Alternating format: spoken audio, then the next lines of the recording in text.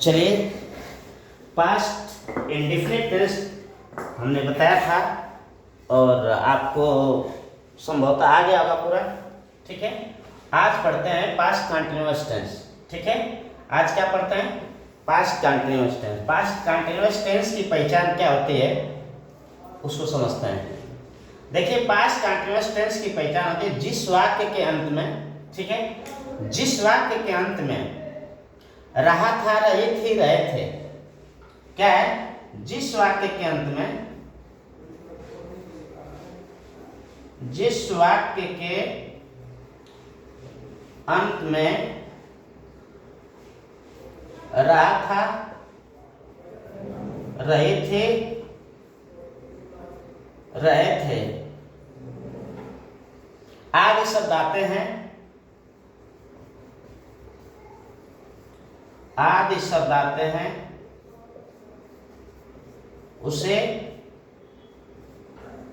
Past continuous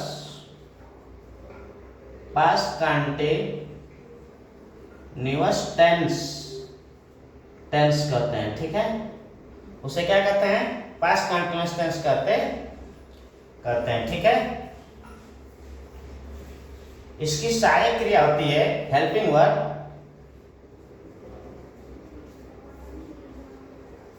इसकी सहायक क्रिया वाज तथा वेयर होती है। ठीक है, वेयर होती है। अब देखिए, कर्ता एक वचन के साथ वाज और कर्ता बहुवचन के साथ वेयर, मतलब सिंगुलर के लिए क्या लगता है?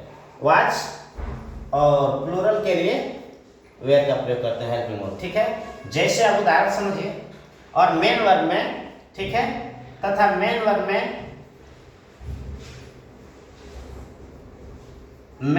में आईएनजी जोड़ देते हैं, आईएनजी जोड़ देते हैं। ठीक है,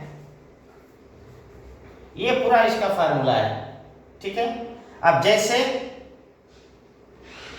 आप इसका एग्जांपल देख लीजिए।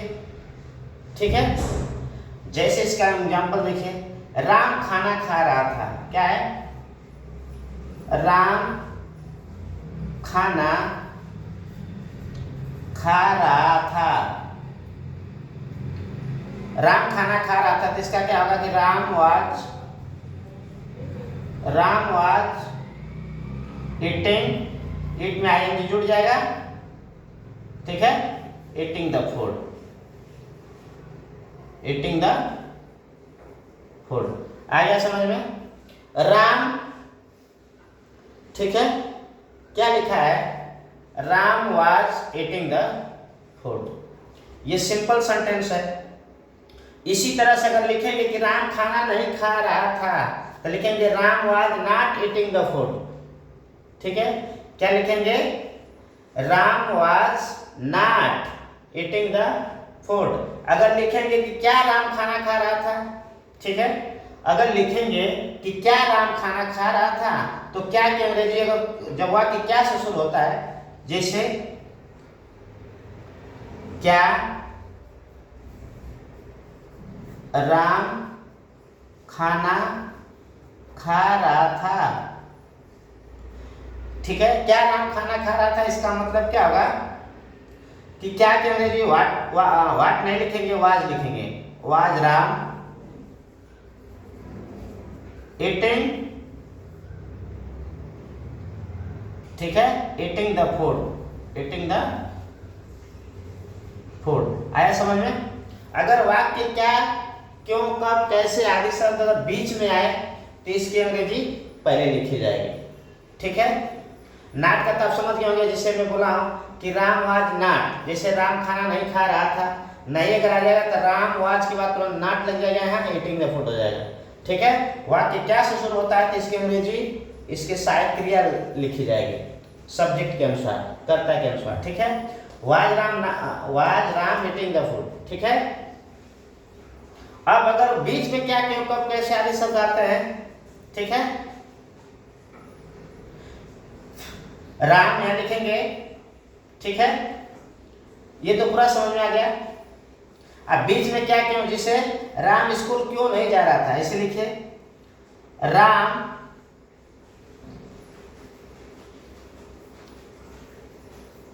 स्कूल क्यों नहीं जा रहा था। इसका क्या होगा, वाई पहले होगा, ठीक है, क्या होगा, वाई लिखेंगे, why was Ram not going to school. आ गया समझ में, ठीक है। इसी तरह से आप पूरा मैं आपको एक फार्मूला सिखाता हूं, ठीक है, और लेकिन आपको जितना सेंटेंस बना लीजिए वो सब इसी फार्मूले से बनेगा, ठीक है।